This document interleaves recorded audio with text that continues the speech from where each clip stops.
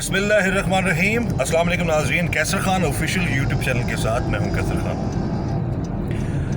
नाज़रीन, आज जिस मौजू पर मैं वीडियो बना रहा हूं बड़ा दिल दहला देने वाला मौजू है। इंसान बाज़ का जिस सोचने पर मजबूर हो जाता है कि क्या वाकई ही हमारे मुआशरे में चंद अनासर इस हद तक बिगड़ चुके हैं, इस हद तक बिगाड़ आ चुका है कि इंसान को बाज़ अपने रिश्तों पर भी एतबार नहीं रहता। ये वाक़या है कि एक ऐसी बीवी का जिसने अपने दो दोस्तों की खातिर, वो आम फहम में जो लफ्ज़ यूज़ किया जाता है आशना का होता है, अपने दो आशनाओं की खातिर अपने शोहर पर कत्ल का इल्ज़ाम लगवा दिया। और उसने किया क्या? उसने अपने सगे मामू को कत्ल किया उन दो लड़कों के साथ मिलके, और उसका सारा इल्ज़ाम अपने शोहर पर लगा दिया ताकि उसकी अपने शोहर से जान भी छूट जाए, उसकी जायदाद, उसका घर भी उसको मिल जाए, और वो फिर उन दो लड़कों के साथ अपने जो भी उसके गलत मामलात थे वो उसको चलाती रहे।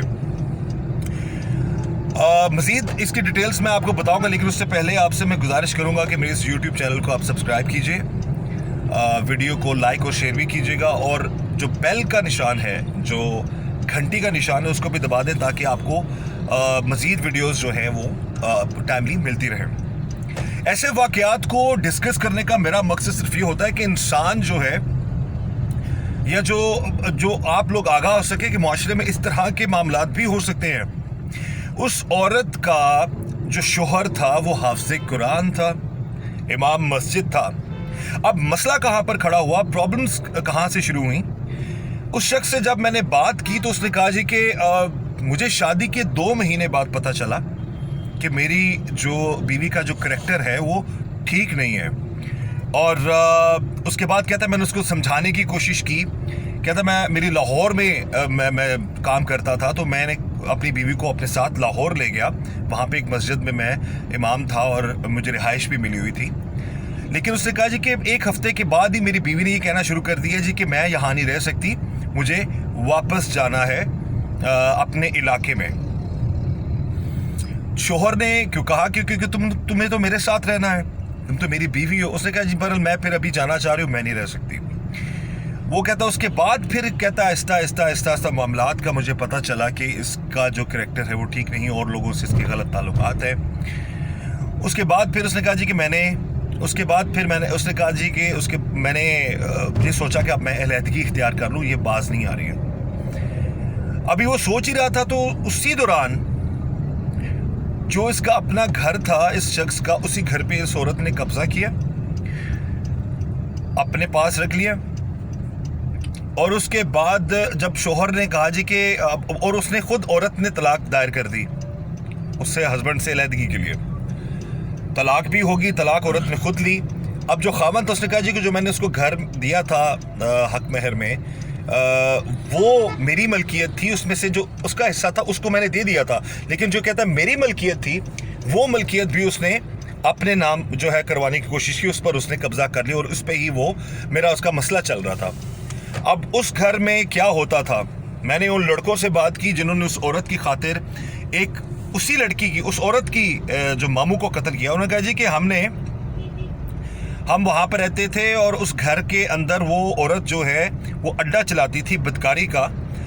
500 रुपया वो लेती थी, और 500 रुपया लेके वो लोगों को जो जगह प्रोवाइड करती थी, और ख़ुद भी वो उस गलत काम में शामिल थी। और वो लड़के कहते हैं हम भी जब आते थे और लोग भी लड़कियां लेके उस घर में आते थे। आप ख़ुद अंदाज़ा कीजिए कि एक इमाम मस्जिद हो, उसका अपना घर हो, और उस घर पर एक ऐसी औरत कब्जा कर ले जो कि जिसका किरदार दुरुस्त नहीं है, और ऐसी सिचुएशन में वो महज उस घर को हथियाने के लिए और अपने शोहर को फंसाने के लिए अपने सगे मामू को, यानी कि वो उसका सगा मामू था, उसको कत्ल करवाया। अब कत्ल कैसे किया जी? मामू उस घर में रखवाली करता था, क्योंकि ये उस औरत ने कब्जा किया हुआ था, उस घर में रहता था, और ये उसको खर्चा दे देती थी। वो उसके तो वहम गुमान में भी नहीं होगा कि उसकी सगी भांजी अपने मामू को ही मार डालेगी, उसको ही कटवा डालेगी उन लड़कों के हाथों। जब मुल्ज़मान से मेरी बात हुई تو انہوں نے مجھے بتایا جی کہ ہمارا جو پلان بنا کہ صورت نے کہا جی رات کو جب یہ سو رہا ہوگا تو اس وقت ہم لوگ جائیں گے اور سوتے میں اس کی گردن کاٹ دیں گے. اور جس نے اس عورت کے ماموں کی گردن کاٹی، اب یقین مانیں، اس سے بتایا جی کہ ہم گئے تو ہم نے کہا جی کہ چھری ہمیں لا کے دو. اس عورت نے چھری لا کے دی. اس لڑکے نے کہا جی کہ میرے ہاتھ کانپ رہے ہیں، میں نہیں چلا سکتا یہ چھری. تو اس نے کہا جی اس نے چھری میرے ہاتھ سے لے کر اس بزرگ کو پہلے، کیونکہ انہوں نے اس کو نیند کی گولیاں کھلائی ہوئی تھی پہلے سے کھانے میں ملا کے، اس عورت نے پھر وہ گلے پہ چھری پھیری، اس کے سر کے نیچے ایک لکڑی رکھی تاکہ چھری پراپر طریقے سے پھر سکے. جب وہ مر گیا تو اس کے بعد یہ لوگ چلے گئے وہاں سے، اور اس عورت نے اگلے دن صبح آ کے یہ ڈرامہ رچایا کہ یہ قتل میرے شوہر نے کیا ہے، وہ مکان واپس لینا چاہتا تھا. اور پولیس نے مقدمہ بھی درج کر لیا، اس امام مسجد کو اور اس کے اور 3 بھائی کو گرفتار بھی کر لیا. اور یہ عورت اس کو بار بار کہہ رہی تھی اس کو پھانسی ملنی چاہیے میرے شوہر کو. اب خود اندازہ کریں، ایک شخص جس کا اس قتل سے کوئی سروکار نہیں، اس کو پتہ بھی نہیں ہے، اور قتل کروانے والی اس شخص کی سگی بھانجی ہے، تو اس شخص پر کیا گزر رہی ہوگی جو ناحق کسی کے قتل میں اس کو سزائے موت خدا نخواستہ ہو سکتی تھی. لیکن خانے وال پولیس نے بروقت کارروائی کی. کبیر والا کے جو اے ایس پی ہے، میں پرسنلی اے ایس پی کو جانتا ہوں، نوشیروان از اے ویری نائس پرسن. انہوں نے خود اس کیس کی انویسٹیگیشن کی پراپر طریقے سے. تو تب جا کر پتہ چلا کہ اس شخص کو قتل کرنے والی، اس ماموں کو قتل کرنے والی کوئی اور نہیں، یہ عورت ہے. اس کا مقصد صرف یہ تھا کہ اس گھر پر قبضہ کیے رکھتی، اس 2 لڑکوں سے ناجائز تعلقات بنائے رکھتی، اور اس کا جو شوہر ہے اس سے وہ بدلہ بھی لے لیتی. لیکن اس سارے چکر میں جب میں نے اس عورت سے بات کی تو اب سزا کس کو ملنی چاہیے؟ تو اس نے بڑے آرام سے کہا ان دونوں لڑکوں کو سزا ملنی چاہیے. میں نے پوچھا کیوں؟ ان کو قتل کرنے کے لیے کس نے کہا؟ اس نے کہا جی میں نے کہا. میں نے کہا چھری کس نے چلائی؟ کہتی میں نے دی، میں نے چلائی، لیکن سزا ان کو ملنی چاہیے، مجھے آپ لوگ معاف کر دیں. تو یہ معاملات ہیں. اس میں اس عورت کا مقصد صرف یہ تھا، لیکن ظلم، جرم اور قتل کہیں چھپتا نہیں ہے، اور جو بھی ظلم کرتا ہے ڈیفینیٹلی اس کو اس کی سزا ضرور ملتی ہے. تو اس کیس میں سب سے امپورٹنٹ چیز جو اپنے تمام ناظرین سے میں ضرور ڈسکس کرتا چلوں وہ یہ ہے کہ اپنے آپ کو ایسی عورتوں سے بچائیں، اپنے آپ کو ایسے لوگوں سے بچائیں. نیگیٹو جو لوگ کام کرتے ہیں ان کا ساتھ مت دیں.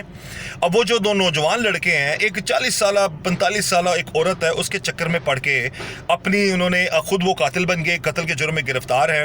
بعض اوقات قاتل یا جرم کرنے والا یہ سمجھ رہا ہوتا ہے کہ وہ بچ جائے گا، لیکن اللہ کی پکڑ ہے وہ بڑی خطرناک ہے. تو میری یہی دعا ہے اللہ تعالیٰ سب کو خیر و عافیت سے رکھے، سب کے معاملات زندگی کے بہتر سے بہتر رہے، کوئی اس طرح کے مسئلے میں نہ پھنسے.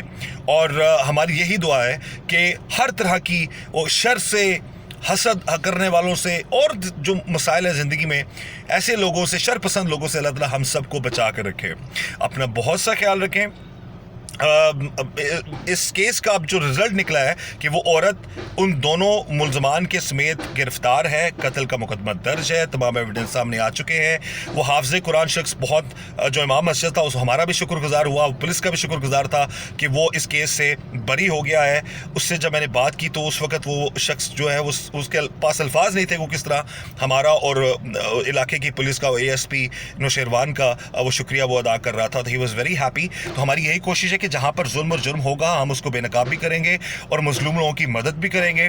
اور میری ہمیشہ سے ہی اپنے یوٹیوب چینل کے ذریعے سے بھی آگاہی کا سلسلہ جاری رہے گا. جہاں رہیں خوش رہیں، پازیٹیو سوچیں. اللہ تعالیٰ آپ سب کو حفظ و امان میں رکھے. آپ کی جتنی بھی نیک خواہشات وہ ضرور پوری ہوں. اپنا خیال رکھنے کے ساتھ ساتھ یہ بھی کوشش کریں کہ دوسروں کے جتنا آپ کام آ سکتے ہیں آپ ضرور آئیں. کیسر خان کو اجازت دیجیے. میرے اس یوٹیوب چینل کو سبسکرائب کیجیے، ویڈیو کو لائک کیجیے، شیئر کیجیے، اور بیل کا جو نشان ہے، بیل آئیکن ہے، اس کو دبا دیجیے. اپنا خیال رکھیں. اللہ حافظ.